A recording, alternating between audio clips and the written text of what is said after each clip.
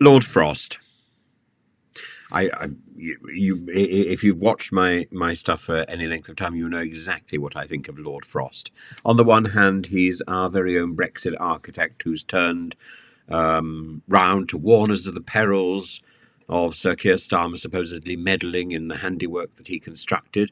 To hear Frost tell it, Starmer's out to drag us back into the loving arms of the EU, perhaps so we can all once again enjoy the deep pleasures of Brussels bureaucracy.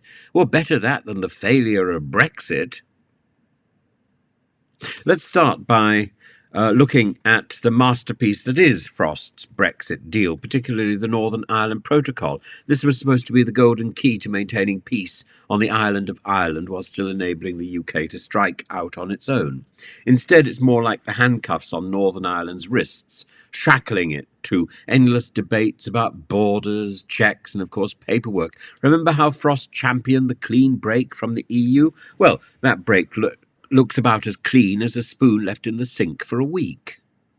The whole thing that meant that Northern Ireland essentially remains within the EU's orbit to avoid a harder border with the Republic of Ireland, creating in effect a border in the Irish Sea. You know, Unionists were so thrilled with that one that it took 2 years of effort by Chris Heaton Harris to try and anchor the thing in any form of reality.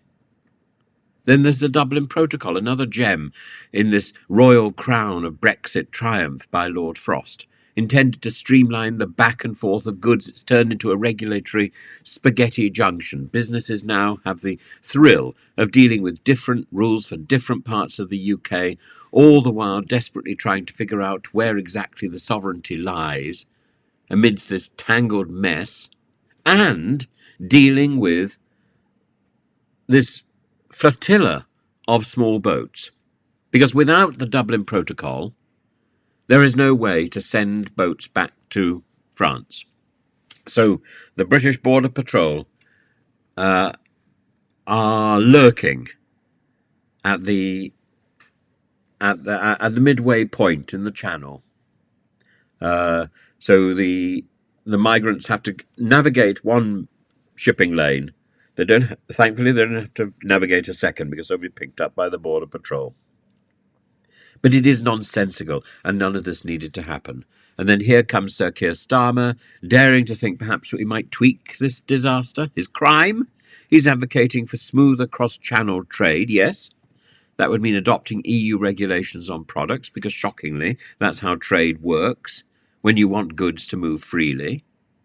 Frost predictably sees this as the first step in a slippery slope back to the EU single market, where apparently we'll all be trapped in the tractor beam of Brussels. Yes, and because of Brexit, we don't even have any control over how that tractor beam operates. One must admire the irony, though. Here's Frost, the man who brokered the very deal that failed to deliver a frictionless border in Northern Ireland, now accusing Starmer of trying to resurrect the Chequers deal. You remember Chequers? The arrangement so cursed that even Theresa May could barely utter its name without wincing. According to Frost, Starmer's moves are simply an attempt to foist the EU's rules upon us inch by inch. We're talking about rules on food safety, product standards, things so sinister they might actually make our exports well acceptable in the world market. And all this while the government insists the new product regulation and metrology bill will fortify Britain's place in global trade. Lord Leong promises this bill will give consumers confidence that what you buy is safe, and apparently the standards we'll follow are flexible enough to recognise EU regulations when it suits us. So much for cutting ties.